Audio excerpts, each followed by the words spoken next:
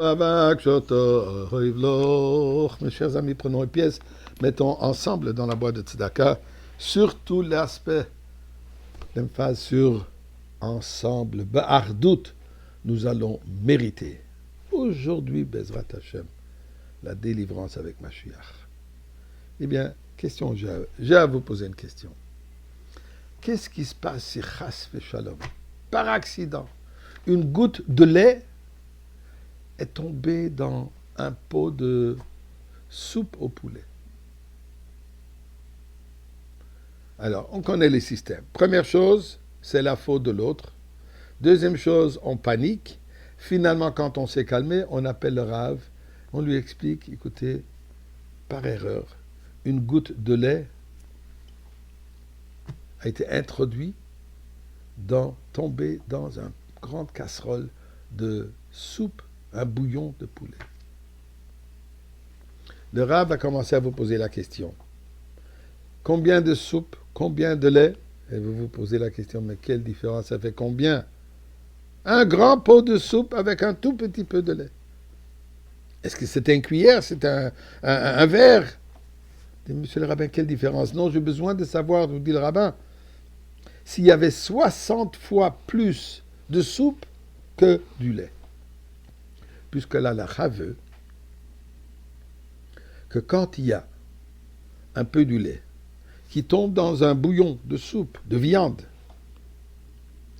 et le lait n'est pas un bloc de fromage, par exemple. Le lait n'a pas de goût, juste à part son goût naturel.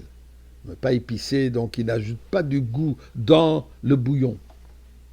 Alors, s'il y a 60 fois plus de bouillon que du lait, alors le lait est considéré comme annulé, non existant.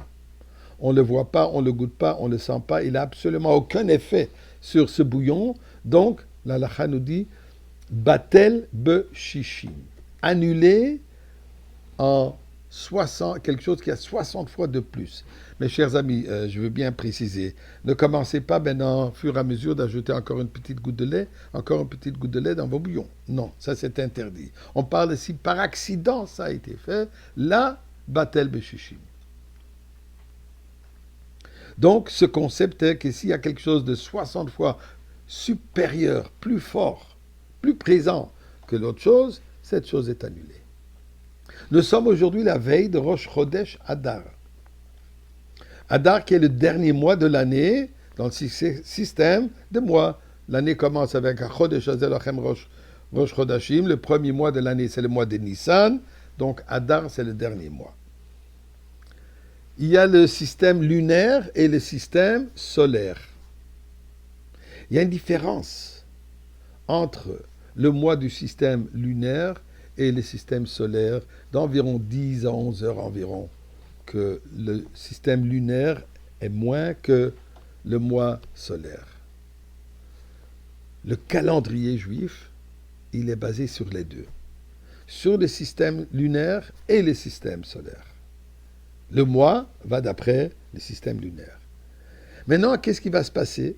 Étant donné que la Torah nous dit que les fêtes sont dans une certaine saison, le printemps ou l'été, ou l'hiver, ainsi de suite. Si on ne va pas trouver une manière, comment coordonner, comment ajuster entre le système lunaire et le système solaire, ce qui va arriver, par exemple, que Pessah pourrait être en hiver, pourrait être en été, pourrait être au printemps, pourrait toujours changer. D'ailleurs, comme le ramadan pour les musulmans, qui ne vont que d'après les systèmes lunaires, le ramadan peut tomber à différentes époques de l'année. Mais la Torah nous dit très clair que les fêtes sont aussi reliées à la saison.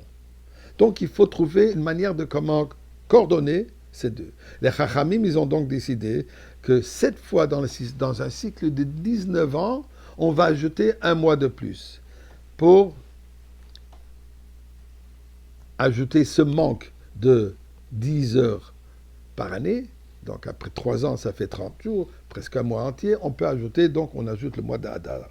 Mais le mois d'Adar n'est pas n'importe quel mois. C'est pas juste puisque c'est le dernier mois de l'année.